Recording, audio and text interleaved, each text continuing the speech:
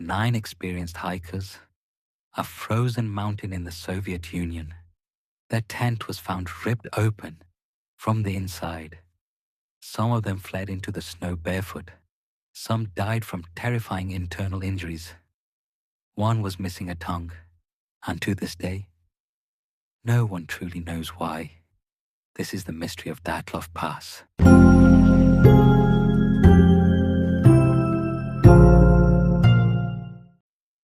February 1959. Deep in the Ural mountains of Soviet Russia, a group of elite young hikers set out on what should have been a routine winter expedition. Their goal was simple: reach Mount Ototen, one of the most remote and brutal peaks in the region. But they never made it. Weeks later, rescuers discovered something chilling. The group's tent was abandoned in the middle of the mountain, cut open from the inside. Their belongings were still there: boots, coats, food. But the hikers, they had run into the freezing wilderness, almost naked, and what investigators later found scattered across the snow would become one of the most disturbing mysteries in modern history.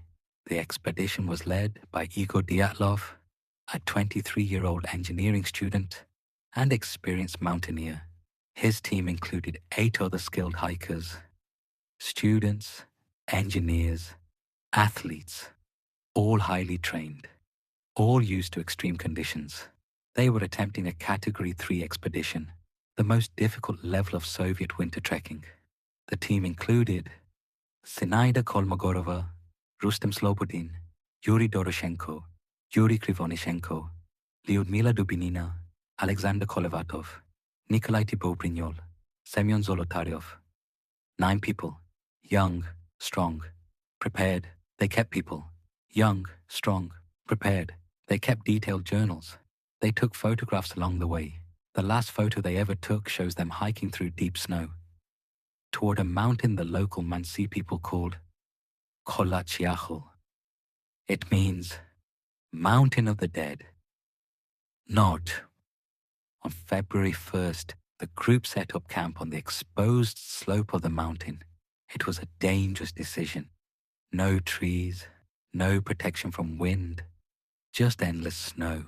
That night, something happened. We know this because of what investigators discovered next. When rescuers finally reached the campsite weeks later, the tent was still standing, but something was terribly wrong. The fabric had been slashed open from the inside, as if the hikers had desperately tried to escape. Footprints led away from the tent, barefoot footprints, some wearing only socks, others wearing nothing at all. The temperature that night, minus 30 degrees Celsius. The tracks continued downhill for nearly 1.5 kilometers into the forest. There, under a cedar tree, the first bodies were found. 2 hikers, frozen, barefoot. The branches above them were broken, as if someone had climbed the tree in panic. But the deeper investigators searched, the darker the story became. More bodies were discovered over the following months, some closer to the tent, some buried deep under snow. But their injuries made no sense. 1 hiker had a fractured skull. 2 had massive chest injuries, so severe, investigators said it resembled the force of a car crash. But there were no external wounds, no signs of a fight, no weapons, no evidence of an attack. And then came the most disturbing discovery. Lyudmila Dubinina's body was missing. Her tongue. Some of the victims' clothes also showed radiation, and witnesses reported seeing strange orange lights in the sky around the same time. Even the Soviet investigators seemed disturbed. Their final conclusion? An unknown compelling force caused the hikers to flee, and the case was closed.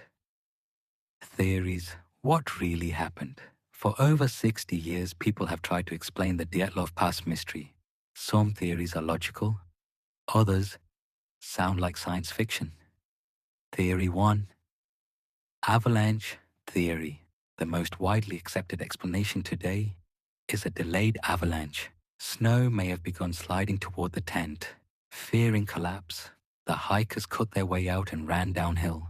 But critics point out there were no avalanche marks, and their footprints remained visible for weeks. Theory 2. Secret Soviet military tests. Some believe the hikers were accidentally caught in secret military experiments, possibly parachute mines, explosives designed to detonate in the air. This could explain the internal injuries and the mysterious lights in the sky.